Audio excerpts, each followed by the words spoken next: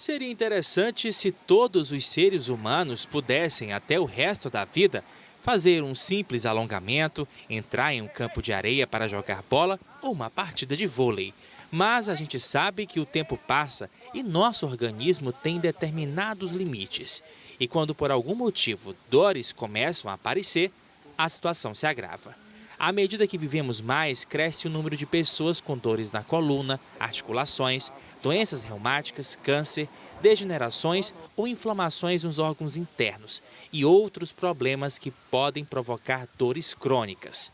Cerca de um terço da população mundial apresentará algum tipo de dor crônica durante a vida.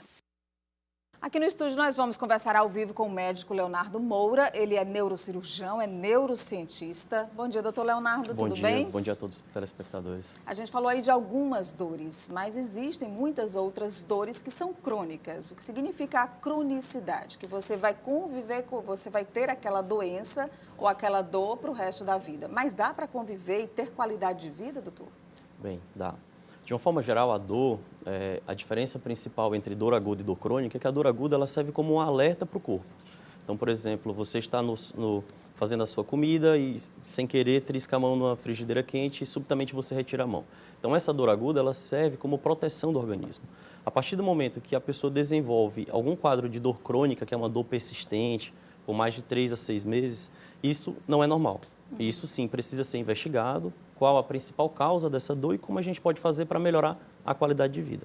E quais são as principais? A gente falou ali sobre algumas dores nas articulações, na coluna, dores reumáticas, quer dizer, o aparelho osteomuscular, ele realmente impõe algumas limitações ao longo, especialmente com o avançar da idade, às vezes com algumas posturas. Isso. Mas quais são outras dores mais comuns também? Nós temos algumas estatísticas que chegam a impressionar.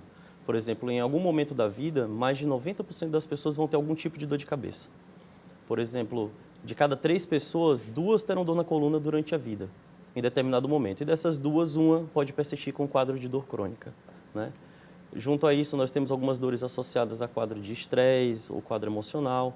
Ou seja, não necessariamente a dor significa que você tem uma lesão orgânica, uma lesão tecidual, um dano em algum órgão. Ela pode existir mesmo sem lesão em determinados órgãos. No caso, o senhor fala de fatores emocionais, eles também podem contribuir fortemente para isso. Exatamente. Podemos citar, por exemplo, a fibromialgia, que é uma doença que você não tem em si lesão estrutural, lesão muscular, mas você tem níveis elevados de dor. Agora, dor é uma coisa absolutamente desconfortável, né? Exato. Ninguém consegue conviver bem, ter suas atividades normais, sociais, de trabalho com dor. Exatamente. Na realidade, a dor ela chega a ser um problema de saúde pública, devido à frequência. E o problema de saúde pública não somente devido à má qualidade de vida das pessoas que comportam a dor. Mas, por exemplo, a dor na coluna ela é a principal causa de afastamento do trabalho nos Estados Unidos. Então, isso leva à diminuição da população economicamente ativa, aumento do número de subsídios, aumento dos custos de internação hospitalar. Alguns dados americanos, aqui os dados no Brasil ainda são um pouco precários, citam que 100 milhões de americanos vivem com dor crônica e isso gera um custo mais ou menos de 80 bilhões ano. Ou seja, são dados bem substanciais. E trabalhos preventivos, o senhor que estuda e está sempre próximo a esses temas, são feitos? Nós temos alguns dados interessantes que o primeiro, assim, quase metade das pessoas com dor crônica não procura auxílio médico. Prefere fazer automedicamento ou utilizar medicamentos utilizados por outras pessoas. E isso é danoso. Por quê? Primeiro, por conta dos efeitos colaterais dos remédios, que podem causar vários problemas à saúde.